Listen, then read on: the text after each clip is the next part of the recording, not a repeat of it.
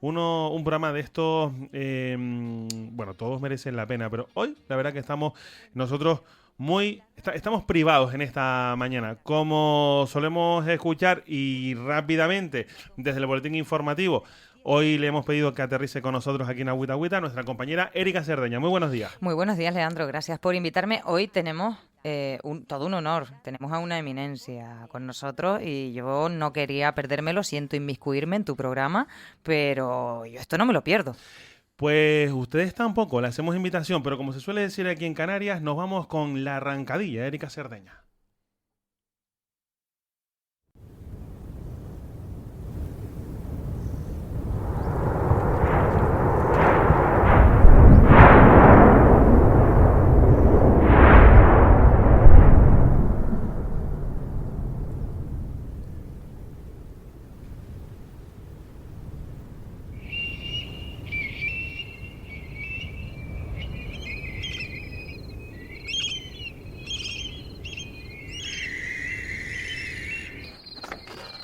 El molinero conocía, cuando molía, sabía dónde venían los vientos, en qué época del año, si era más fuerte, si había recalmones. El molinero ese era el que ha entendido de los vientos.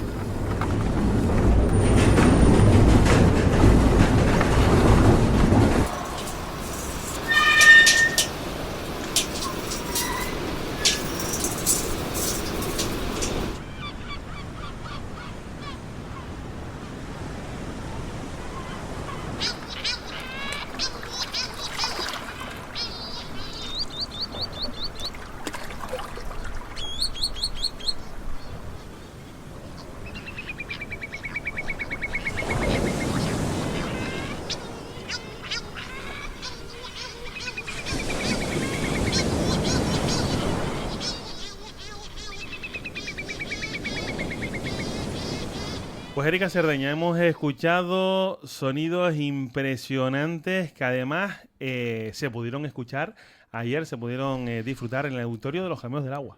Mira que es difícil transmitir a través de la radio lo que vemos. Por ejemplo, ahora que estamos con la crisis migratoria, la llegada de pateras, es complicado transmitirle a la gente cuál es la fotografía. En cambio, a través de los sonidos podemos hacernos una idea mucho más real de lo que está ocurriendo, y eso es obra del gran Carlos de Ita. Muy buenos días. Hola, buenos días. Que debería presentarlo, Leandro, me he adelantado. Trabajo en equipo, compañera. Pero es un honor, además... Un gusto estar aquí. Colaborador, trabajador, trabaja en la SER, con Carles Francino, y bueno, en este caso lo que le trae a Lanzarote es un motivo muy particular, muy especial, y se le ha encomendado la tarea de recoger los sonidos de Lanzarote.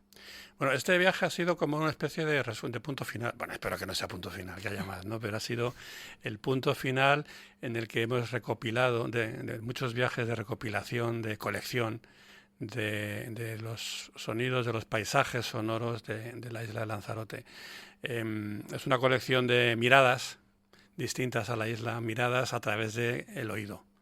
La intención es que grabando los vientos, las aguas, las voces de la gente, de los paisanos que modelaron esta isla, el mar, los molinos, estaba el móvil oxidado de César Manrique en Taiche.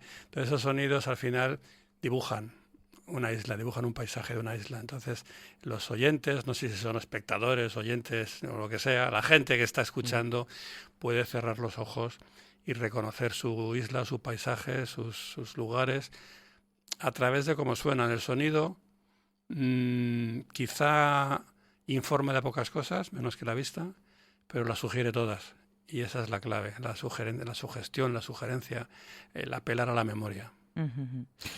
Bueno, lo hablábamos antes, creo que fue fuera de micro, ¿no? Lo comentabas, el sonido de un molino que ya prácticamente no se mueve ni en broma, ¿no? Y al final eso queda ahí en el recuerdo, ¿no? Y también leía información que me pasaba también la compañera Erika Cerdeña, su paseo, ¿no? Donde vive, ahí en el campo, en la sierra de Guadarrama. También escogía sonidos, un poco disfrutabas. diferencias, ¿no? De un lado a otro. Claro, yo me dedico hace ya casi 4 décadas, hace muchos años, a ir de oídas por la vida, a pasear por el campo. Yo soy naturalista, ¿no?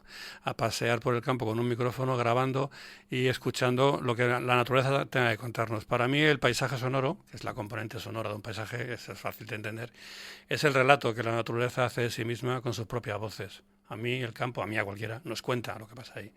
Y con un poco de oído y un poco de atención sabes qué está pasando, cómo es ese lugar. Si hay eco, hay una pared. Si el sonido brilla, es que es de noche o que ha llovido. En fin, hay muchos matices, ¿no? Ese es iba a decir mi oficio, pero es que más que mi oficio es mi forma de vida prácticamente, ¿no? Dedicarme a grabar para contarlo. Claro, hay que decir que ayer tenía lugar esta presentación de una narración, voy a llamarla un relato sonoro. Un relato sonoro un relato, de unos 16 minutos aproximadamente. Y pico, sí. Y esto es una colaboración con la Reserva de la Biosfera, Sí. un poco para aunar toda esa narrativa, todo ese relato, todos esos sonidos. Yo no sé, cuando dice nos cuenta una historia, ¿usted qué historia saca de Lanzarote? Muchas. Hay muchas miradas, muchos puntos de vista, se pueden sacar muchas cosas. Efectivamente, este montaje, Lanzarote, Reserva de la Sonosfera, es como si dijéramos, es un encargo del Cabildo y de la Reserva de la Biosfera, es la banda sonora de la Reserva de la Biosfera. Una de las muchas posibles bandas sonoras de la Reserva de la Biosfera es esa sonosfera, que es un palabra que nos hemos inventado para esto, ¿no? Pero ¿cuál es el relato? ¿Cuál es el punto? Pues lo bueno del paisaje sonoro y lo complicado del paisaje sonoro es que no se repite nunca. O sea, cada momento, cada espacio, cada lugar, cada paisaje de esta isla, de este archipiélago o de este mundo, tiene su banda sonora del momento. Y no es la misma de día que de noche, en abril que en septiembre o en Navidad que en pleno verano, ¿no? Cada momento tiene su propio relato. Entonces yo lo que he hecho ha sido elegir unos poquitos, porque si hubiera elegido todos duraría un año. Entonces he cogido unos poquitos para hacer, jugando también pues con intención, con tempo, con velocidad, con subidas y bajadas, con pausas, hacer mi visión, mi relato particular el resumen de muchas horas, muchos paseos por la isla de Lanzarote, por todos sus diferentes hábitats, sus diferentes entornos, a todas las horas del día y de la noche, esperando a que el viento calmara un poco, porque aquí eso es difícil, esperando a que el viento calmara para poder grabar esos sonidos y con ellos elaborar una suite sonora. Yo podría tocar la flauta y habría hecho una composición musical. Como no la sé tocar, pues he grabado a los flautistas, que son las aves y son los animales, y son las voces de la gente, y hemos hecho este montaje que en 16 minutos y pico, claro, en los jameos del agua, cualquier cosa que hagas, pues te quedas apabullado, ¿no? Porque es una catedral sonora. Pues en esos minutos intentar sugerirle a los espectadores o a los oyentes cómo se puede percibir la isla de Lanzarote desde otro punto de vista. ¿Qué decían ellos? ¿Qué decían ellos al final de ayer? Estaban muy callados y eso siempre es muy, muy buena señal, ¿no? Bueno, a la gente estas cosas les sorprenden, francamente, porque cuando tú vas a un auditorio hay una pantalla y esperas que te cuenten una película. Y esperas un locutor o una voz que habla y unas imágenes, y esperas un documental. Y aquí había pantalla, había imágenes, pero el peso narrativo no estaba en lo que no había voz.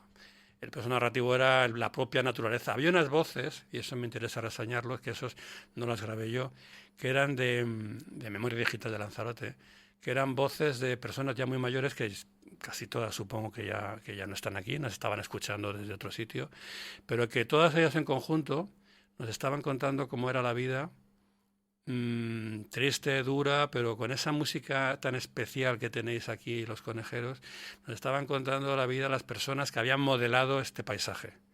De manera que en un recorrido sonoro por la isla hay volcanes apagados, hay mar, hay viento, hay todas las aves marinas, las aves del Jable, las aves de la Jeria, había todo ese tipo de cosas, pero no podían faltar algunos oficios antiguos que ya no existen, que yo los grabé hace como 30 años aquí, en uno de los primeros viajes por la isla, el molino de Guatiza, como tú decías, eso yo no sé si funciona o no, pero yo creo que lo grabé la última vez que funcionó normalmente, ¿no?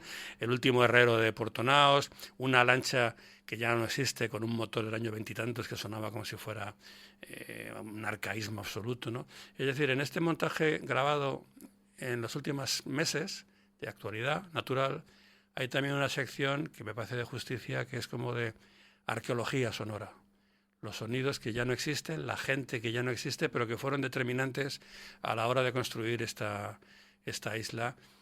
Yo diría más allá del ruido, ¿no? Yo he tenido que buscar lo que suena más allá del ruido del tráfico, de los aviones y demás. Es que se me pone el pelo de gallina. Antes hablabas de la profesión, porque, claro, Carlos de Ita se encarga de grabar sonidos, pero en el mismo momento también busca tranquilidad, busca silencio, ¿no? ¿Es Claro. Carlos de Ita sonidista? Sí, pero no solo. O sea, yo cuando me dicen, ¿cómo te defines? Yo te puedo contar lo que hago, pero yo creo que no hay una palabra, así como fotógrafo, por ejemplo, para definir lo que yo hago. Yo sí soy un técnico de sonido porque manejo aparatos, grabo y registro y luego monto en un estudio de grabación, ¿no?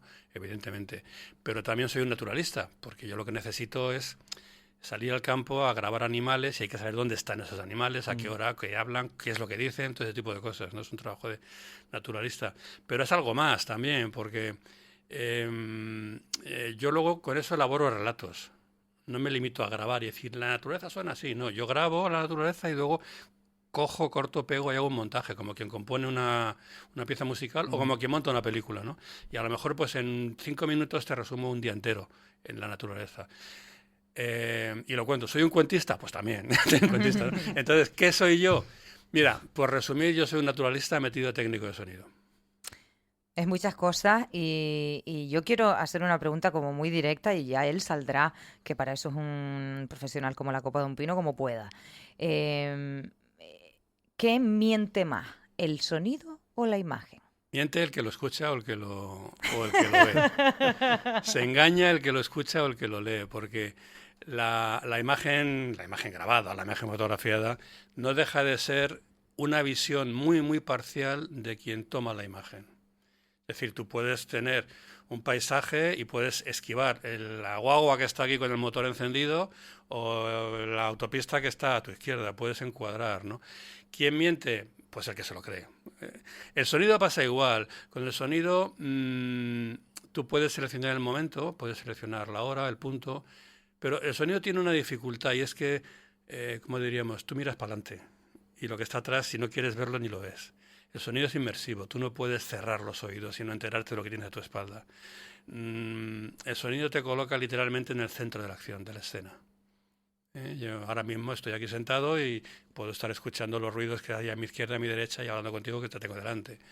Entonces, al final lo que hacemos todos los que trabajamos en la composición, en el montaje, es elegir el momento, elegir el punto y crear una ficción falsa pero real como la vida misma, que es lo que se trata. O sea, la realidad no está en una pantalla o en un auditorio, la realidad está ahí fuera. El sonido no está comprimido dentro de un escenario, dentro de un tubo volcánico. El sonido es libre y se propaga por ahí fuera, ¿no? Nosotros hacemos un relato, una interpretación. Y que nadie se engañe, eso no es la realidad, eso es un relato. Es como cuando tú ves un cuadro, pues eso es una interpretación, ¿no? La mentira está en la mente del que se deja engañar. Leandro, no, yo es que si no monopolizo, ¿eh? No, ni te preocupes. Monopolizo, porque vivimos en la época de la imagen. Sí. Vivimos literalmente en la época de la imagen, de las redes sociales, y además imágenes muy rápidas. Y sin embargo, yo que soy una férrea, es que para mí la radio es mágica, sobre todo por su sugerencia, porque es sugerente, Claro. porque evoca más, Claro. como un libro, igual, mucho más que la televisión. Te tienta un poco más a desarrollar un poco más en tu mente esa imaginación y esa creatividad. Parece que la radio ha encontrado su propio hueco para hacerse un caminito ante tanta imagen y tanta imagen rápida y tanto vídeo, que es el podcast. Sí. No sé quién gana en esta batalla de titanes. Bueno, vamos a ver, efectivamente somos muy, muy visuales. Yo cuando hablo de sonido hay que aclarar, aunque igual no hace falta, que estoy dejando aparte la palabra y la música, ¿no? O quizá al revés, oímos más que nunca, porque hoy día todo el mundo va con unos auriculares con cancelación de ruido para oír lo que quiere oír, ¿no? Pero estamos más sordos que nunca a los sonidos del ambiente, a nuestra geografía sonora, lo que nos envuelve, ¿no? Que está llena de contenidos. Eso es verdad. Entonces, efectivamente, la radio es el medio del sonido y de la sugestión, por tanto. Cuando consigues quitarte las prisas de encima, ¿no? Oye, venga, que nos queda la desconexión, la publicidad, tal.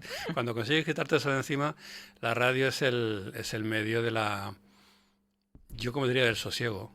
Porque escuchar no es solamente oír lo que te entra por los oídos. Escuchar es pararte, quedarte un rato quieto y dar tiempo a que las cosas se sucedan y percibir ese relato, ¿no? Yo lo decía ayer, o sea, tú te puedes subir a lo alto de la montaña de fuego en Timanfaya, haces un vistazo y en 3 segundos lo tienes. Y te haces un selfie y te vas, ¿no? Bueno, eso ya allá tú. Pero en un vistazo, en el tiempo de un parpadeo, como decía en el libro, tú puedes percibir un paisaje. Ahora, entender ese paisaje por medio de cómo suena requiere que te pares, esperar a que se vayan, que calme el viento o que sople el viento y empezar a oír los mensajes que la naturaleza te envía y entenderlos, ¿no? Y esa manera de ir despacio por la vida me parece absolutamente revolucionaria en los tiempos que corren, ¿no? En los medios de comunicación, ¿cuál es el soporte que mejor tolera eso? Pues efectivamente los podcasts, claro que sí. Sí, porque la radio comercial, esto de hoy con vosotros es un lujo, esto de estar aquí charlando tranquilamente, porque lo normal es que fuéramos a toda tralla y es así, ¿no? Es el medio, es lo que tenemos, pero efectivamente los podcasts o la radio de frecuencia modulada en las tantas de la madrugada es el soporte, pero no solo porque tú tengas tiempo para hablar y explayarte, es que el oyente está dispuesto, como diría, a aburrirse, no a aburrirse, sino a dejarte tranquilamente a disfrutar de esa lentitud.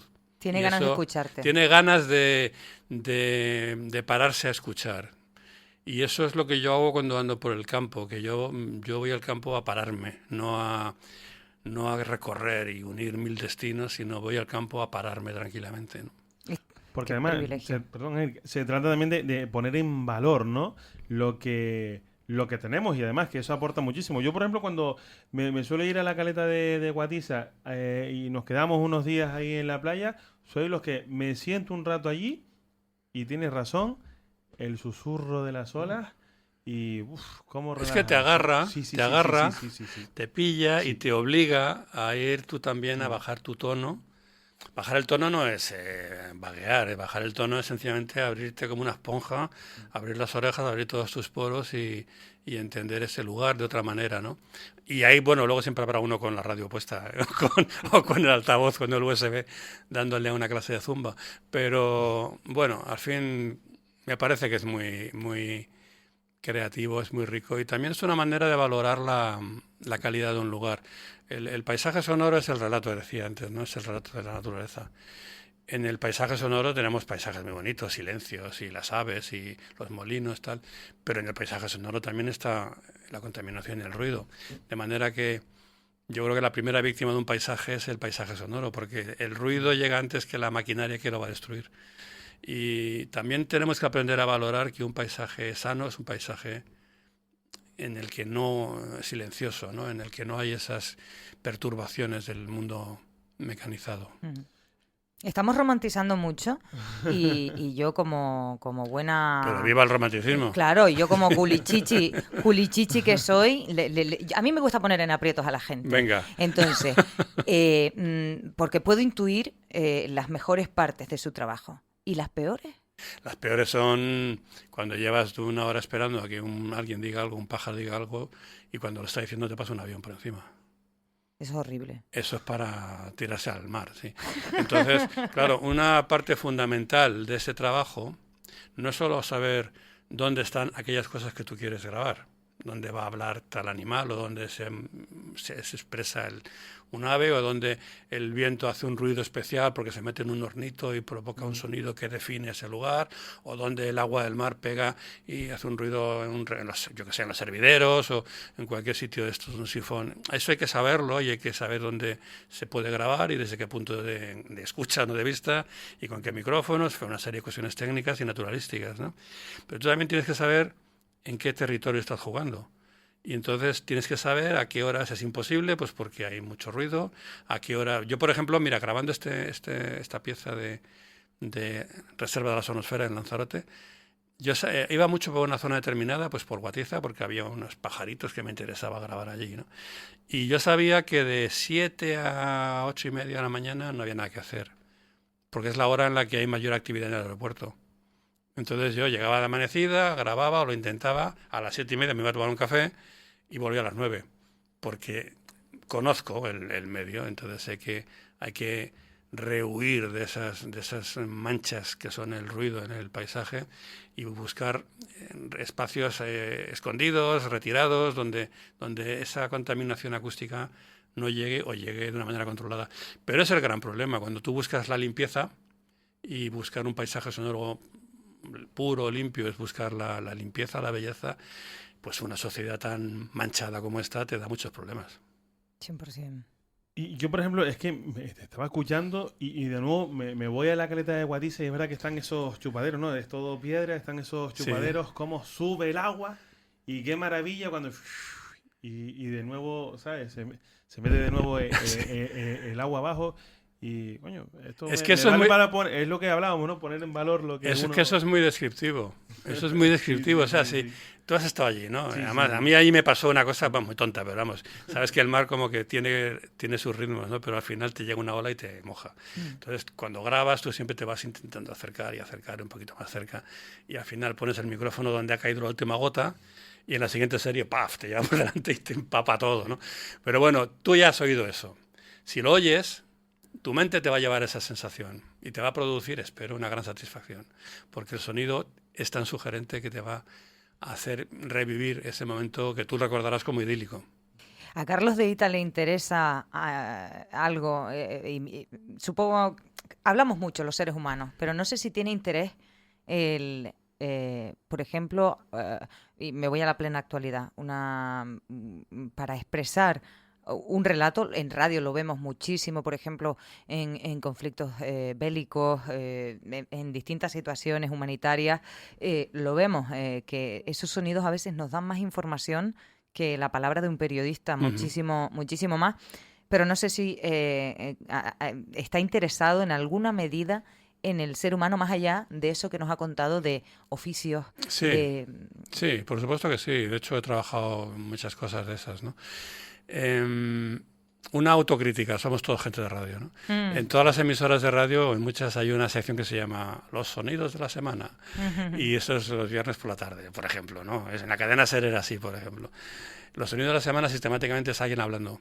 Entonces yo te digo, tú un partido de fútbol lo puedes contar de dos maneras, con un narrador clásico, ¿no? Del narrador del partido, o escuchando al público cómo grita más o menos en función de lo que esté pasando ahí.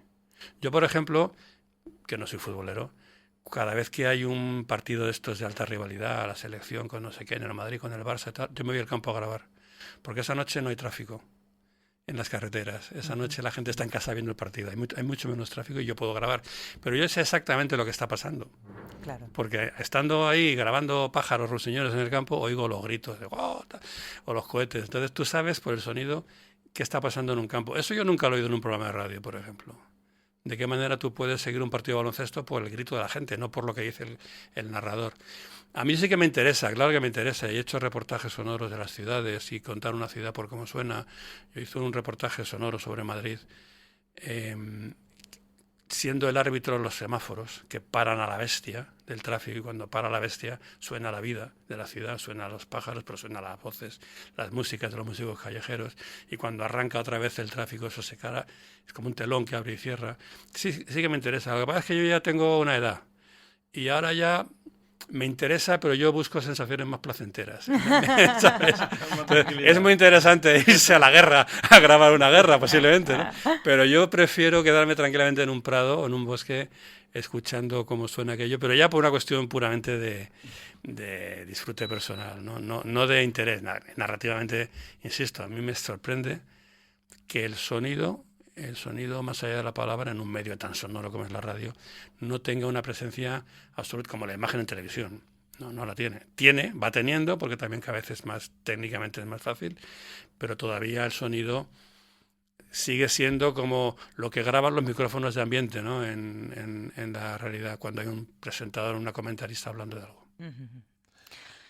Y yo por último, por mi parte, año 1985, el venirse a grabar y grabar hoy en la actualidad, tal y como los tiempos han cambiado, se puede percibir prácticamente los mismos sonidos, quitando el molino y demás, ¿no?